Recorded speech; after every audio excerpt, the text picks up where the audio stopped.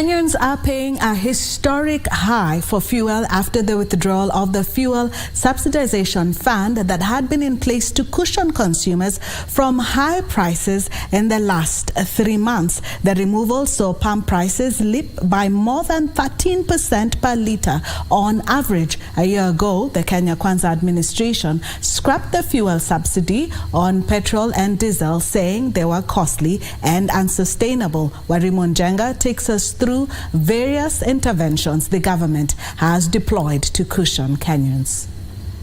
The government introduced a number of interventions in 2021, which include the fuel stabilization program, which cushioned Kenyans from the high cost of fuel.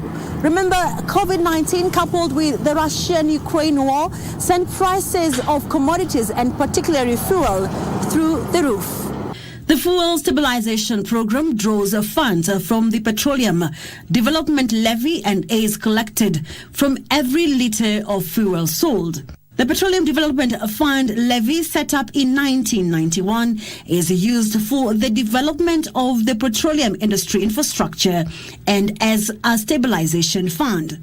The Petroleum Development Levy raises about 5 shillings and 40 cents for a litre of super petrol and diesel and collects about 5.2 billion shillings monthly.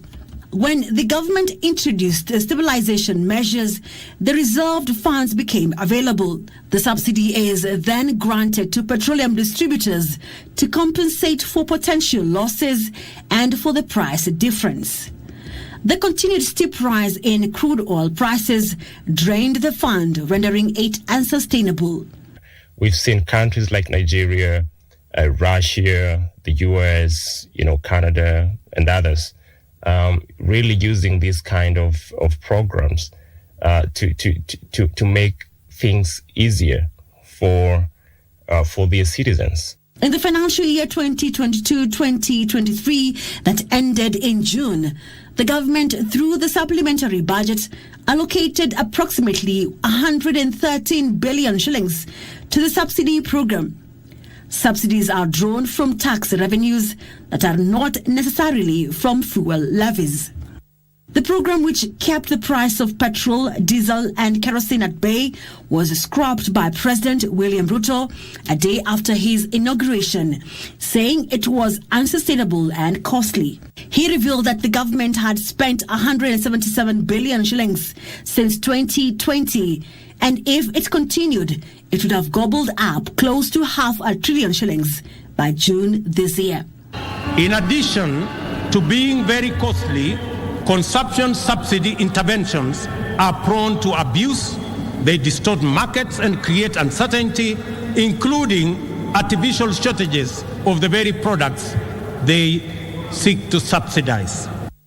We have to see the president leading the way in terms of safeguarding this kitty against any corruption and misappropriation of funds, like it was reported during the previous regime.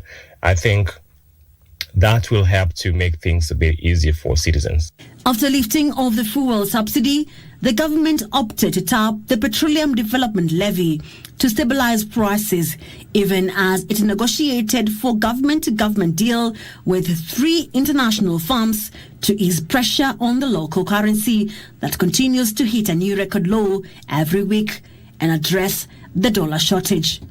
Kenyans hoped that dealing directly with oil-producing countries would give the country an opportunity to get the fuel at discounted rates, a notion that was thwarted by CS Churchir, who said the agreement is unlikely to bring down fuel prices.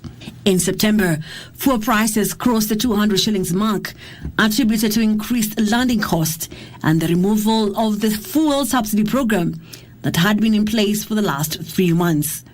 And what happened? The Treasury did use the future earnings on the stabilization fund to liquidate or to pay off the balance, so that the subsidy account today is at 0.